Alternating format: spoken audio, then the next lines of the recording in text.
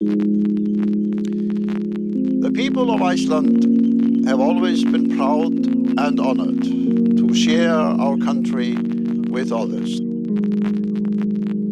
To invite you to enjoy the contrast and the colors, the fjords and the valleys, the lava fields, the glaciers, the lakes and the rivers. Iceland is indeed a country where one can still witness the creation of the earth. And nature has had a profound impact on our culture and our history, as we can see in the sagas and in the stories of the elves, the hidden people and the trolls, and also in the very rich modern artistic scene.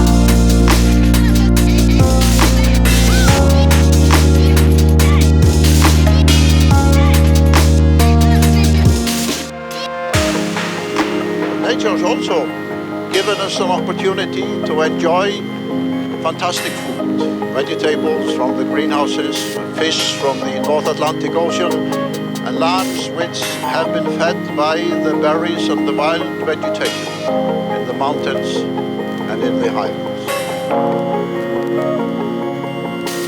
I think we have learned above all that there are forces of nature at work in this country. The combination of volcanic eruption and the glacial nature of this part of the country, which can create for a long period extraordinary damage to modern advanced societies. Unfortunately, what we have seen in the last few days could only be a beginning of an experience which might be repeated throughout the 21st century.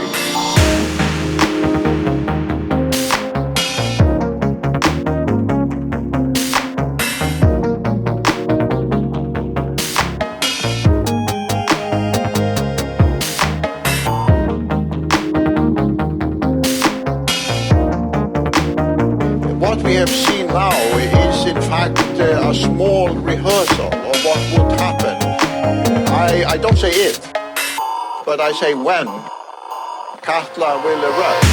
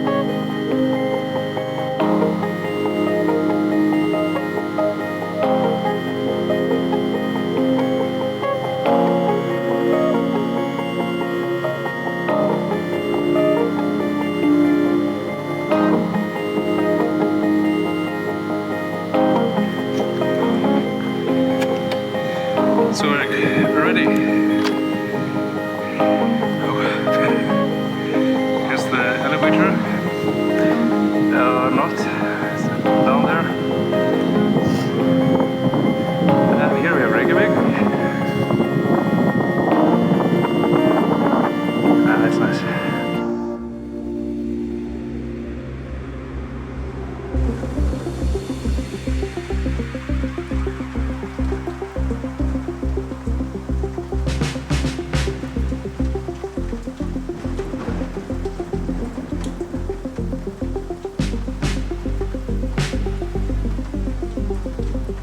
This is weather, one of nature's ever-changing mysteries. It affects every one of us every day of our lives, and yet we know relatively little about it.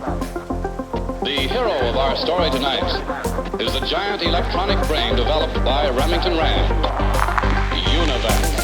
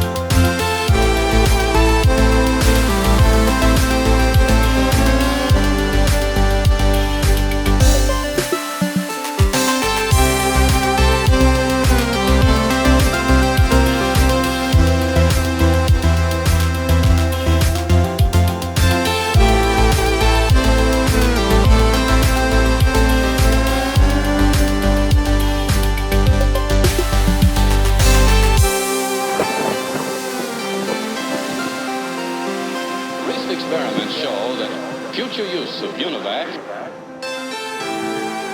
may give us faster and more accurate weather predictions than were ever possible before. You see, UNIVAC can take the past histories of thousands and thousands of storms, analyze them, compare them with developing conditions, and make predictions, all in a matter of minutes. Calculations that would ordinarily take hundreds of man-hours to complete.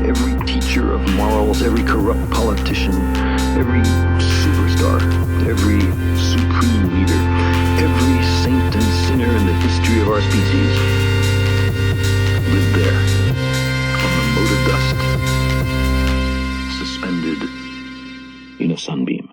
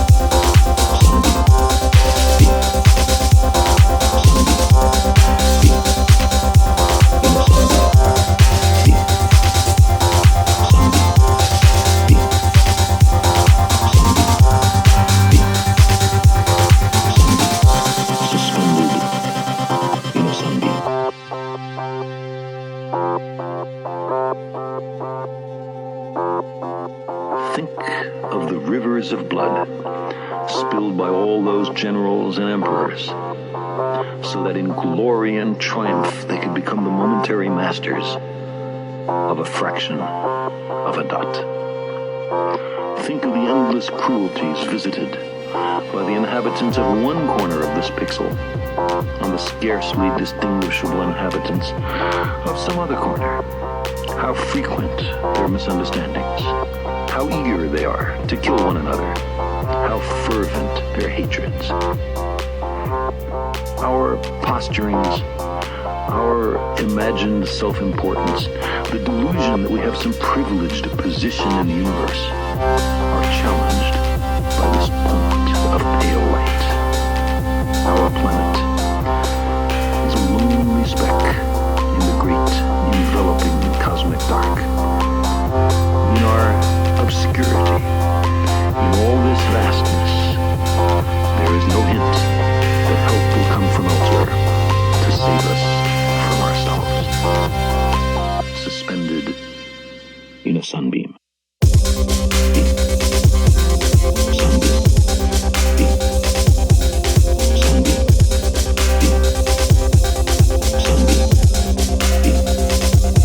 In a sunbeam.